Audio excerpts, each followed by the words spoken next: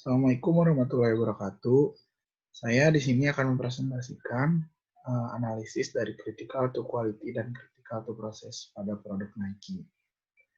Untuk lebih lanjutnya, akan saya share screen. Nah, jadi yang pertama di sini analisis critical to quality dan critical to process pada produk Nike. Nah, di sini saya untuk memenuhi tugas mata kuliah pengendalian dan penjaminan mutu yang disusun oleh saya, Sean Colin Al-Majid, Ginting, dengan NIM 120.117.0093 dari TI 4211. Nah, di sini saya mendapatkan data dari Google Form, kemudian saya mengambil sampel 10 orang teratas. Nah, ini berupa teman-teman saya dan kerabat-kerabat saya. Kemudian dari sampel tersebut saya merekap menjadi 3 dari responden, mereka menjadi dari 3 responden. Yang pertama, ada beberapa inovasi baru. Kedua, harga lebih terjangkau. Ketiga, makin canggih. Kemudian setelah mendapatkan rekapitulasi tadi, saya mengidentifikasi, menggolongkan lebih ke arah mana, ke arah berdasarkan dimensi kualitasnya. Jadi ada beberapa inovasi baru tuh menurut saya termasuk ke features dimensi. Kemudian harga lebih terjangkau termasuk ke perceived quality, dan yang terakhir makin canggih termasuk ke performance. Kemudian di sini saya membuat identifikasi critical to process dan critical to quality. Jadi yang pertama dari voice of customer tadi, saya mendapatkan harga lebih terjangkau. Kemudian pada event drivernya, saya bisa membuat menjadi 2. Yang pertama ada outlet discount, yang kedua ada perbanyak variasi produk. Pada outlet discount, critical to quality-nya adalah pemberian diskon untuk produk lama dan pembatasan pembelian produk dalam jumlah besar. Nah, oleh sebab itu, critical to process-nya menjadi mempersiapkan produk yang masih layak, sehingga produk-produk lama Nike dapat dinikmati oleh berbagai kalangan untuk mengetahui kualitas mereka dan harga yang lebih terjangkau. Pada critical to process yang pembatasan pembelian adalah pemberian aturan untuk reseller. Karena aturan untuk reseller ini terdapat pada Nike Air Jordan. Banyak orang membeli dalam jumlah banyak, kemudian mereka menjual kembali dengan harga yang jauh lebih tinggi, sehingga apabila ingin mengurangi fluktuasi harga, pemberian aturan untuk reseller harus diberikan.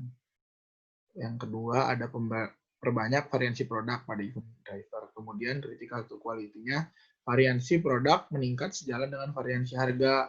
Nah, ini maksudnya tuh ketika terdapat Air Jordan versi ke-6 dan Air Jordan versi ke-1, terdapat perbedaan harga, jadi semakin banyak variasi, harga pun akan lebih terjangkau. Critical to process-nya adalah responsif. Responsif ini pada event driver, sehingga apabila responsif ini penyelesaian event drivernya penyelesaian event driver dapat diselesaikan. Kemudian voice of customer yang kedua, ada beberapa inovasi baru. Event drivernya adalah new design. Desain yang lucu dan unik. Kemudian contoh desain yang lucu yang unik ini tuh sebenarnya sudah dilakukan oleh Nike. Namun hanya pada sepatu pemain basket NBA, National Basketball. Nah, itu tuh toko kartun yang diterapkan adalah toko SpongeBob, Patrick, dan kawan-kawannya. Yang kemudian ada desain fashion show untuk critical quality dan konsep elegan untuk critical process-nya. Yang selanjutnya adalah makin canggih. Jadi voice of customer yang ketiga adalah makin canggih. Di sini event driver-nya bisa berbentuk quality atau service. Quality yang di sini tuh critical to quality-nya adalah kemudahan mengakses pembelian di aplikasi. Dan untuk penyelesaiannya critical to process-nya adalah upgrade aplikasi lebih. Sehingga jika aplikasi di-upgrade lebih, kemudahan pun dalam pembelian aplikasi akan lebih mudah dilakukan. Kemudian ada kesesuaian pesanan customer dengan cara status pengecekan order. Yang event driver yang kedua ada service. Service ini pada critical to quality-nya ada kenyamanan dan kecepatan pelayanan. Critical to prosesnya driver responsif.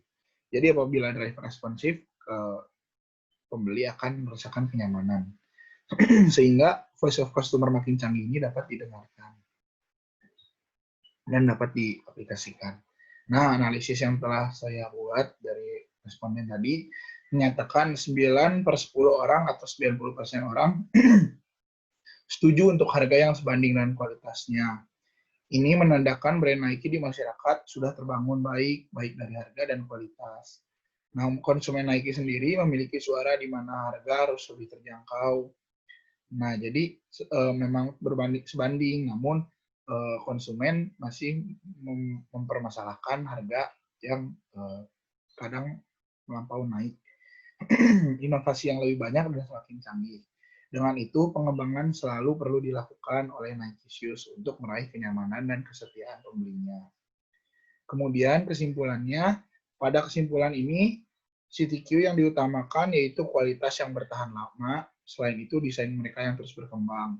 Responden menyukai kualitas Nike. Kemudian, CTP yang dikendalikan oleh brand Nike Shoes yaitu mencari jenis produk yang mungkin akan dicari ke depannya sehingga penjualan dan ketertarikan orang mengenai Nike kian meningkat.